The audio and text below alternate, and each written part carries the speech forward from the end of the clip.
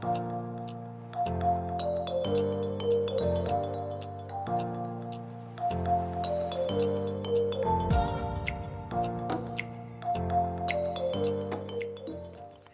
a winter wonderland out here today. I'm putting together my answers for my Q&A, and Pam Danko asked me about how many miles or how many days a week do I prepare to get ready for the AT. And I told her that was going to be a hard question to answer.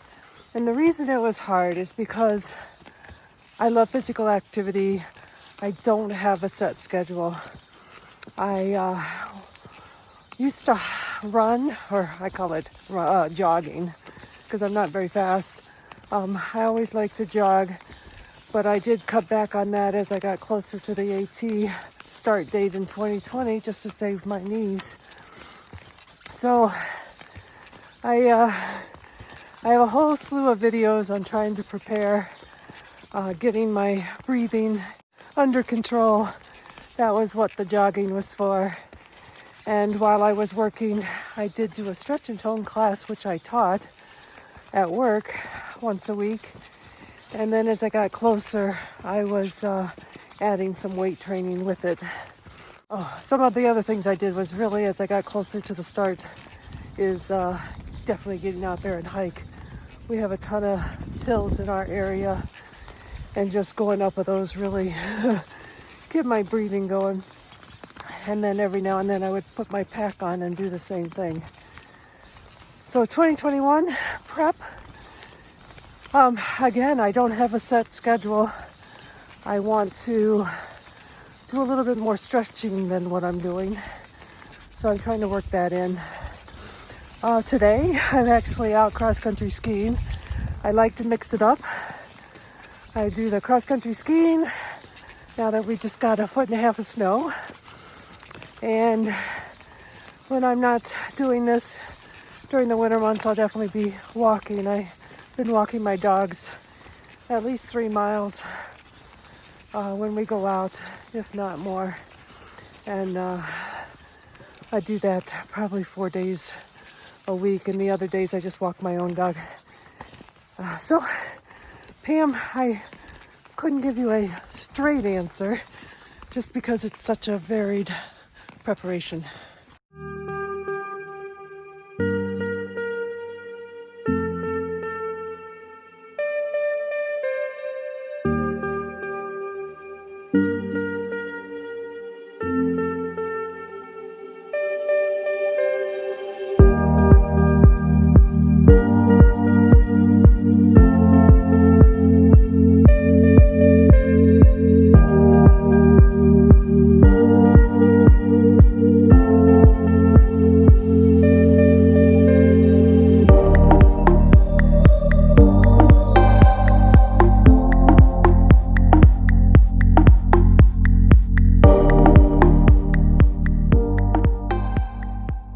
Bottom line is, you don't have to have a set schedule.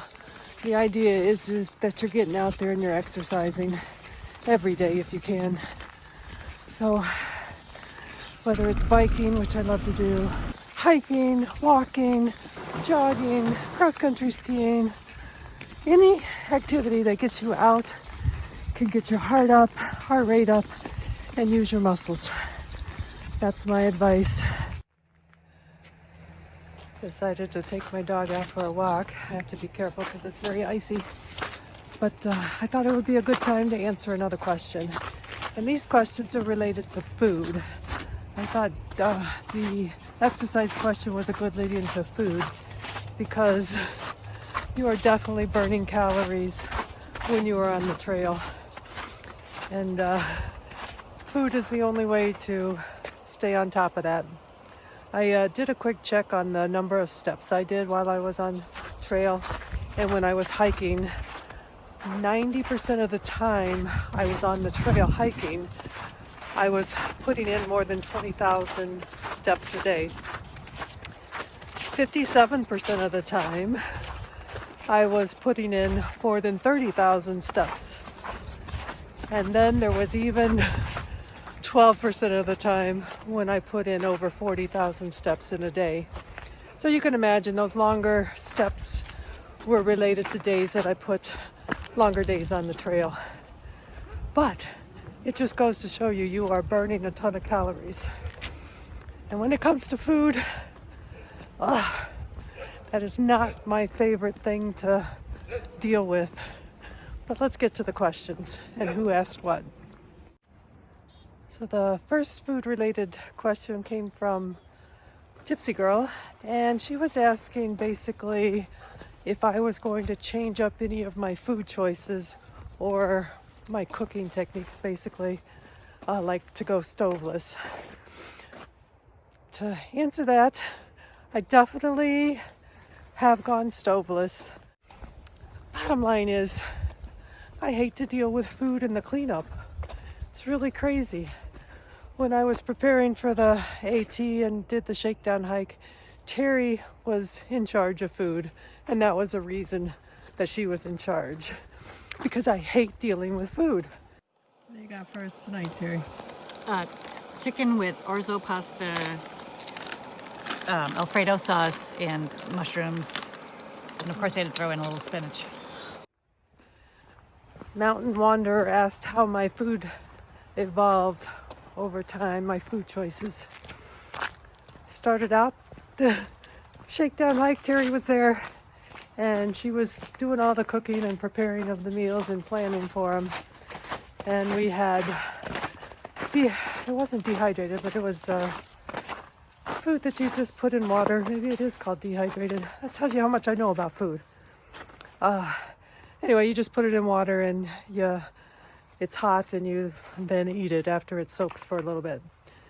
So that's what I started out with. When I went on the trail myself, I took some of the meals that Terry had prepared, and that's pretty much when I decided food preparation, cleanup, and eating of it, it's just not my type of food that I like. So, how it evolved, I just went with things that you didn't have to heat up.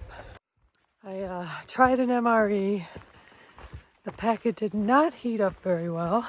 I should have practiced it at home. I'll give it one more go.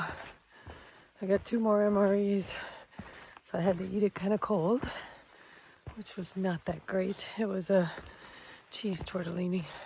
So food is one of the hardest things for me to get a handle on. So am I going to change anything? I think I might like some hot chocolate every now and then. So maybe I'll bring at least a cup that I can drink some hot chocolate out of in case somebody warms up some hot water for me.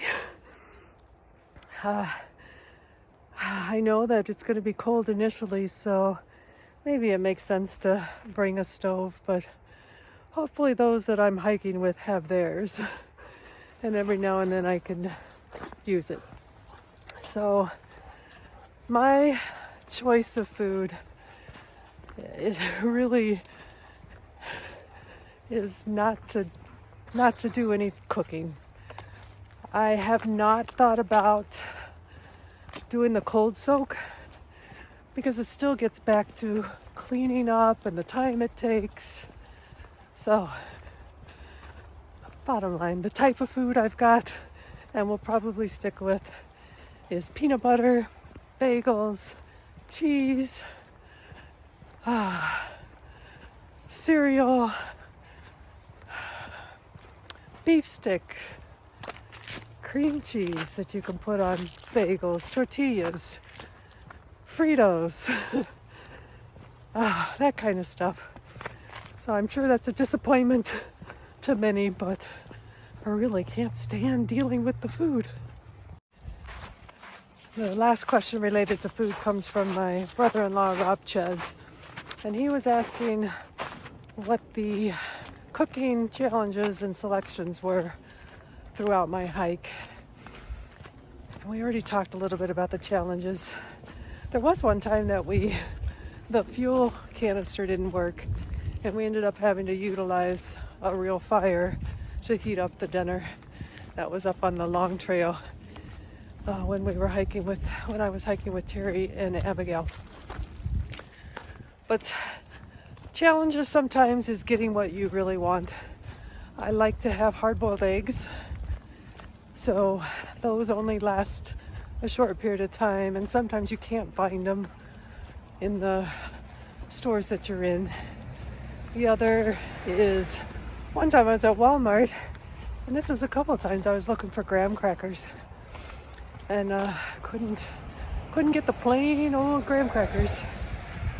So really, I think the challenge is, I do also like the apples that are already cut, and they come in packaging already, so they stay fresh for quite a while. So as you can tell, the type of food that I like is convenient food, things that you don't have to mess with and there's not a major cleanup with. So just to summarize, food, it's a necessity for me. I don't want to lose any weight, and I know I burn a ton of calories while I'm out there. So I eat because I have to eat, and I might as well enjoy the food I like, which is junk food, and simple, quick, easy to eat, easy to clean up. So that's what I plan on doing when I get back on trail.